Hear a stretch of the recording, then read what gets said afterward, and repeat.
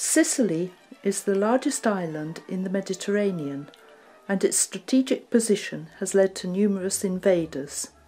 Early conquerors came from North Africa. In around 1000 BC, Phoenicians arrived in Sicily and set up trading posts with many Mediterranean countries. The island of Motsia housed 7,000 people and has numerous remains of Phoenician and Greek pottery. In the last Punic War, the Romans took Sicily in 241 BC. The remains of a Phoenician ship are displayed beautifully in a museum in Marsala, along with more Roman, Greek and Phoenician artifacts. Mosaics became very widespread during the Roman imperial period. The Villa del Casale has just reopened with marvellous facilities for visitors to view the mosaics. 3,500 square metres have been uncovered. These were made in the late 3rd and 4th centuries. The bikini girls are in fact Olympic athletes, demonstrating some of the athletic events. Other subjects include Roman conquests and mythical characters. The Arabs conquered Sicily in the 9th century and made Palermo the capital. Mazara del Vallo has a large port and river mouth, giving access to invaders. In the 1920s, Tunisians were invited to come as labourers on the fishing fleet, and their descendants still live in the Kasbah. On the 5th of January 1072, the Norman conquest of Sicily began under Roger I of Hauteville. The Pope had invited the Normans to rid Sicily of the Arabs, but they ruled with tolerance over Christians, Muslims and Jews. The cathedral in Palermo had been a mosque, and Arab decoration is apparent. Not far away, Monreale has a cathedral built by the Normans, but using much local Arab labour, resulting in an Arabic style full of mosaics in the Greek Orthodox style.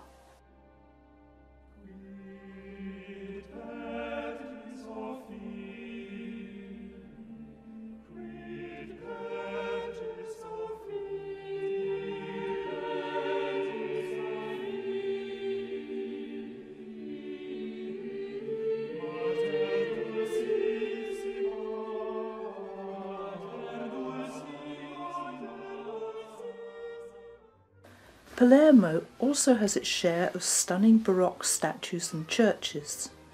The Fontana Pretoria was built in Toledo, but the nudity offended, and in 1573 it was bought by Palermo. The Admiral's Church, Santa Maria dell'Ammiraglio, was founded in 1143 and is fundamentally Byzantine. Worshippers are Greek Orthodox. The gigantic trees were in Garibaldi Park, near the quaint Puppet Museum.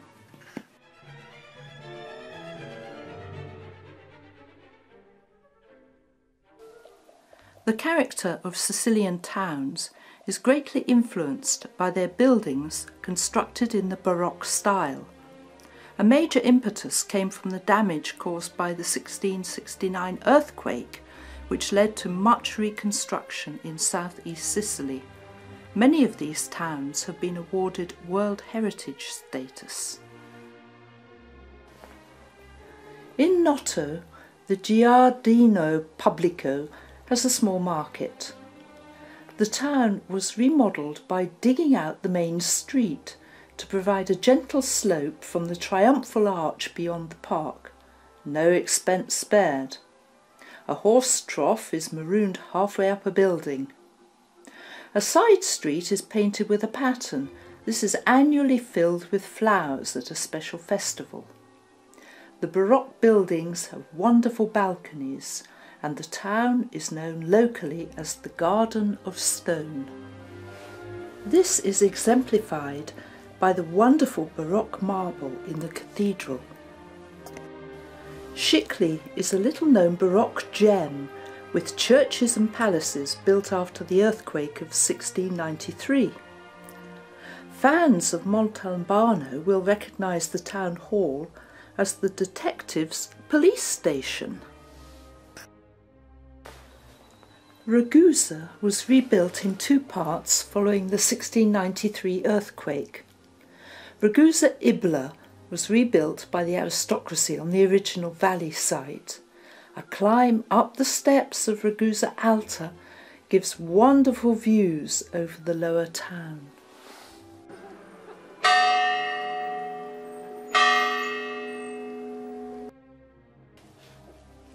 Caltagirone was conquered by the Arabs in the 9th century, but the medieval centre was rebuilt in the Baroque style after the earthquake of 1693.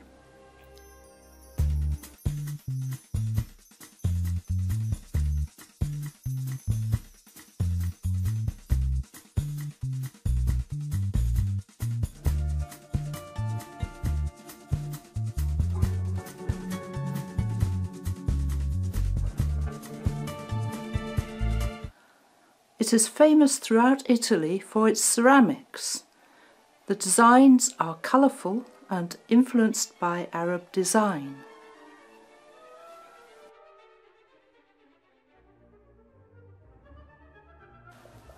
Marsala is famous for its fortified wine, first created by Englishman John Woodhouse at the end of the 18th century. He moored in Marsala during a storm and tasted the strong local wine Perpetuum. Recognising a market for the wine back in Britain, Woodhouse planned to ship the wine back, but needed to preserve it for the journey. He did this by adding more alcohol to the barrel. The wine was a huge success, and soon even Admiral Nelson was toasting his victories in Marsala wine. In 1833, Vincenzo Florio began producing the wine, the first Italian to do so, and Florio has become the hallmark of Marsala wine around the world. Mount Etna, known to the locals by the half-Italian, half-Arabic name of Mongibello, covers an area of approximately 544 square miles. Depending on the quantity of magma, it is around 3,300 metres, Italy's highest peak outside the Alps and Europe's highest volcano. Ancient Greeks believed Etna to be the lair of the Greek god Vulcan, and the mythical Cyclops is thought to have inhabited the volcano too. Today, visitors can ski on Etna in the morning and sunbathe on the beach at Taormina in the afternoon.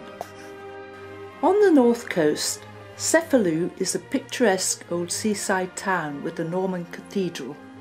The narrow streets and nearby beach make this a 20th century holiday destination. Taormina lies high above the Ionian Sea on a rocky terrace. The luxuriant vegetation and a mild climate, along with a townscape in which urban sophistication and history are combined, made Taormina the most popular holiday destination in Sicily in the early 20th century.